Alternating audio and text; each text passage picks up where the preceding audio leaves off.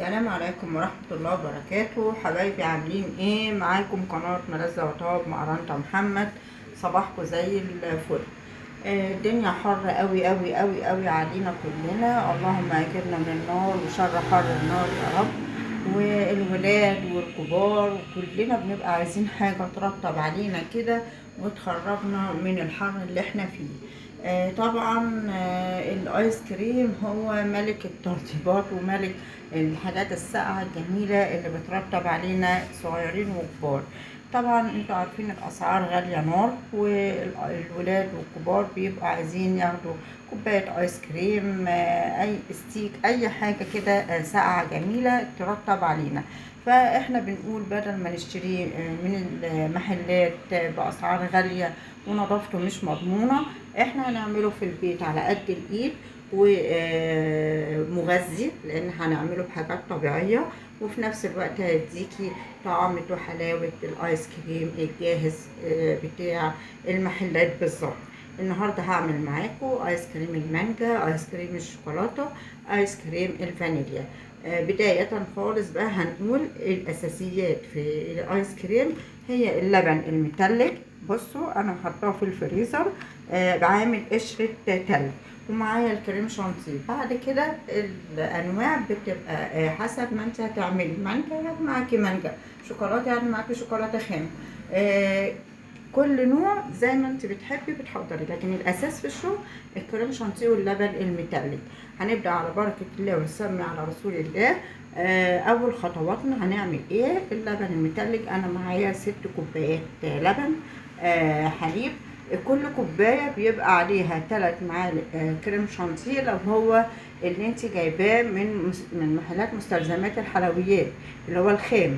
لكن لو انت جايباه اللي هي البواكي اللي بتتباع، انت بتحطي اكتر من 3 معالق، لان اللي هو الجاهز ده بيبقى خفيف شويه، لكن اللي هو الخام بيبقى تقيل. فانا بحط على الكوبايه 3 معالق، في بالسكر وفي من غير السكر. انا جايباه بالسكر عشان يديني تطعيمه كده مسكره شويه.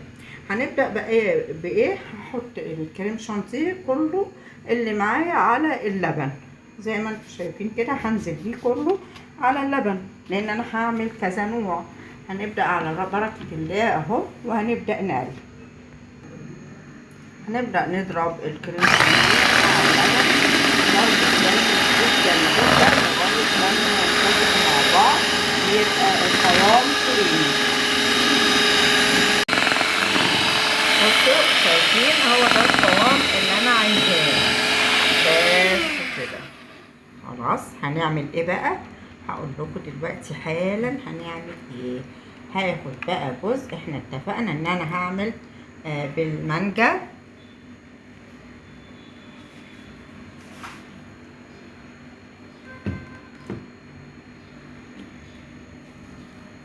هعمل جزء بالمانجا وجزء بالكاكاو. فهنعمل ايه؟ هاخد بقى، انا ضربت الكريمه كلها، هاخد جزء هعمله بالشوكولاته.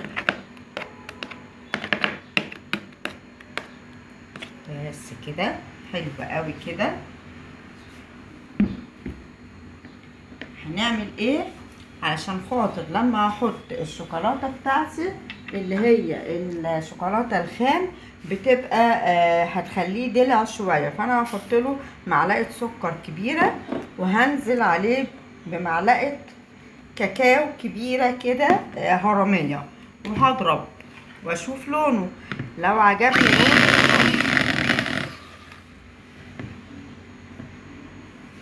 نقلب عشان ما يعفرش علينا كده. نقلب.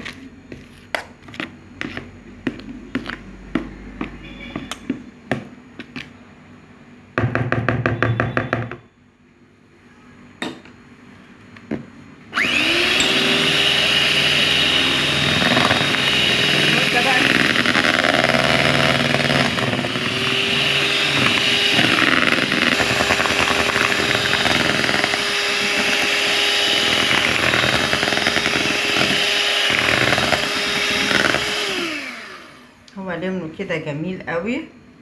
خلاص.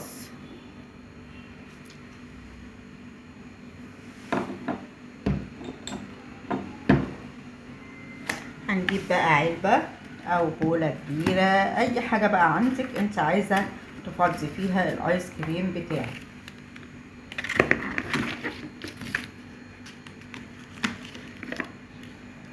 هيبقى معاكي كريمي وجميل، بس طبعا لازم هندخله الفريزر.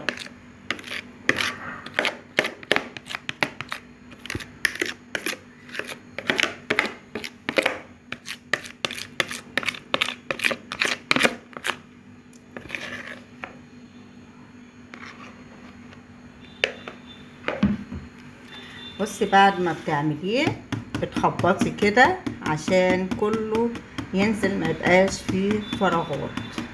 هعمل ايه؟ هقفلها بقى كده وعلى الفريزر على طول. دلوقتي بقى انا هعمل الايس كريم اللي بالمانجا ده. عصير 3 مانجات.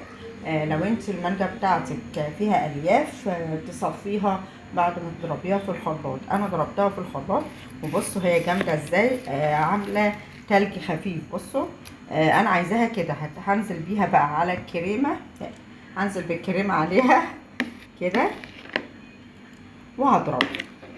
لو انت المانجا بتاعتك حادقه من البدايه حط لها سكر او عسل، بس ما انصحكيش بالعسل لان العسل مع الحاجه المتلجه بيقفش.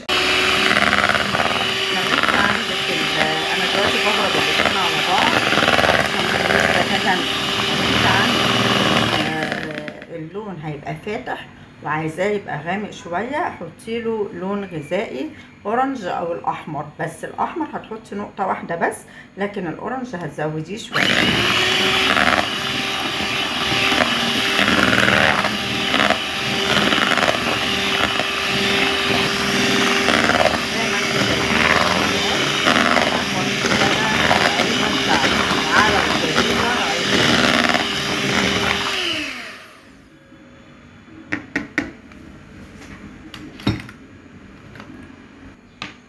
ده الايس كريم اللي بالمانجا ما شاء الله. العلبه التانية كانت هتتملي فحطيت في زيت. بسم الله ما شاء الله. هنعمل ايه بقى اللي جايه دي؟ طبعا هروح بيها على الفريزر على طول. وهنعمل مع بعض اللي هو ايس كريم الفانيليا. هنعمل بقى الايس كريم الفانيليا، ودي الكميه الثالثه. هحط على الكريمه اللي انا خفقتها او ضربتها بالمضرب دي. شايفين دي فانيليا، هحطها كده.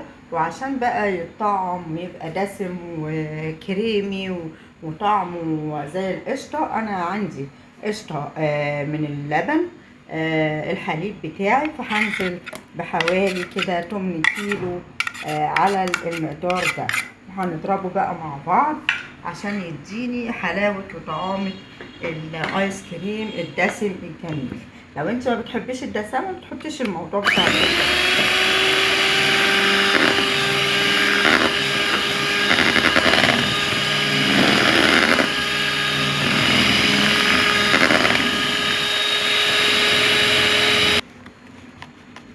كده. انا بخبط العلبة كده وهحطها بقى على الفريزر برضو. هنعمل بقى حاجة على قد الايد خالص. شوية الكريمة اللي فاضلين عندي هعملهم لكم بأقل التكاليف. كل اللي انا عملته ده حاجات طبيعية. حطيت مانجا، حطيت كاكاو خام، وحطيت قشطة. النوع الرابع انا هعمله بالفراولة، بس هحط له مكسبات طعم بطعم الفراولة واللون الأحمر الجميل بتاع الفراولة.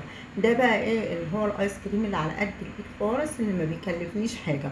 ممكن يتعمل البودرة بتاعة الكريمة في قلب المية المتلجة، مش شرط لبن خالص، وتعمليه بالألوان وهتفرحي ولادك وكل حبايبك وهيبقى عندهم ايس كريم. ده في حالة لو انت امكانياتك ما تقدريش تجيبي اللبن ولا الحاجات الطبيعية. هنعمل بقى دلوقتي مع بعض اللي بالفراولة. طبعا عشان اعمل اللي هو ايس كريم الفراوله انا مش هحط الفراوله الطبيعيه بتاعتي. انا بوريكم الحاجات اللي هي على قد الايد. ده اللون اللي هو الغذائي الاحمر جل، بنحط منه. طبعا انت درجه اللون زي ما انت عايزه، بتحبيه غامق بتحبيه فاتح براحتك.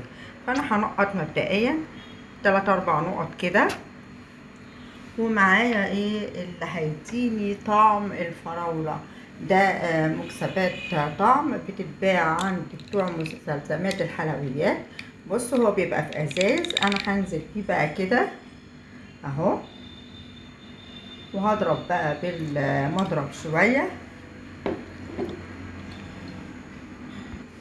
طبعا هو بيبقى فيه اكتر من نكهة، فيه فراولة، فيه فستق، فيه برتقال، كل واحد بقى حسب مزاجه.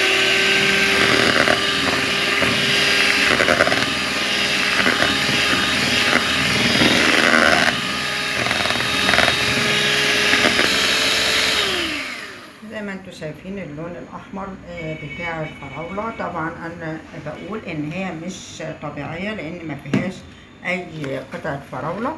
وهنزل بيها برضو في العلبة او البولة بتاعتي كده. هو خلاص كده انا هحطه بقى في الفريزر. المدة اللي بسيب فيها الايس كريم في التلاجة بتبقى من 2 ل 3، لكن طبعا حسب تلاجة كل واحد. ممكن التلاجة بتاعتك تسقعه وتخليه تجمده بعد 2 أو 3 وممكن اكتر. فانت بتشقري عليه وبتبصي عليه، لو لقيتيه جمد تبداي تديه يبقى سهل بقى ان انتوا تاكلوه بالهنا والشفا. اول ما هيجمد معايا في التلاجة هوريكم الاربع انواع اللي انا عملتهم. زي ما انتم شايفين الانواع اللي انا عملتها الاربعه، ما شاء الله تبارك الله. المانجا، الفانيليا، الشوكولاته، الفراوله. والفراوله دي اللي هي الطريقه الاقتصاديه مش مكلفه خالص. عباره عن لون ونكهه الفراوله ومعاها الكريم شانتيه. بصوا بقى، بصوا شايفين يا رب يكون التصوير باين اهو. بصوا اللهم صل على النبي، زي الفل اهو. بصوا اهو، ناخد كمان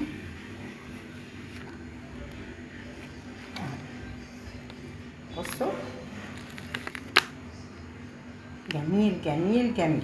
هوريكم كل الانواع.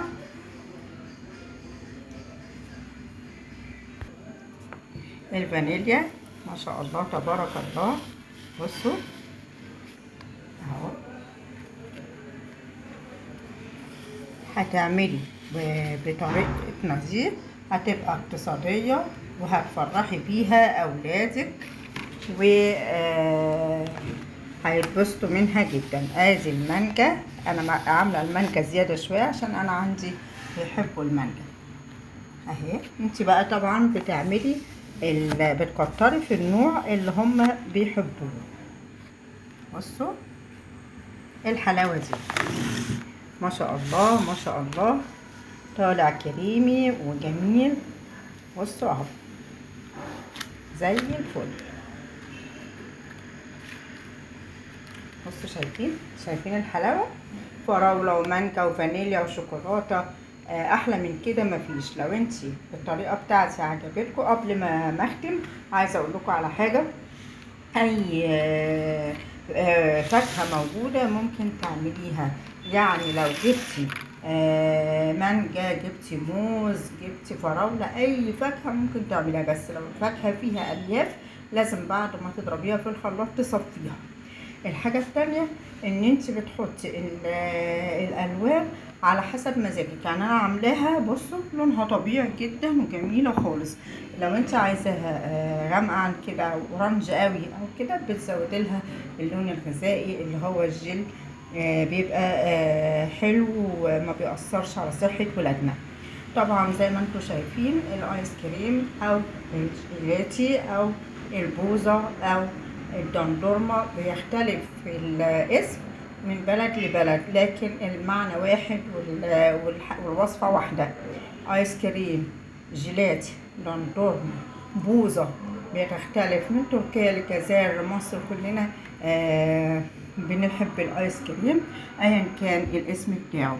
لو وصفتي النهارده عجبتكم والطريقة عجبتكم ما تنسونيش في اللايك والشير، واللي ما اشتركش بالقناة يشترك.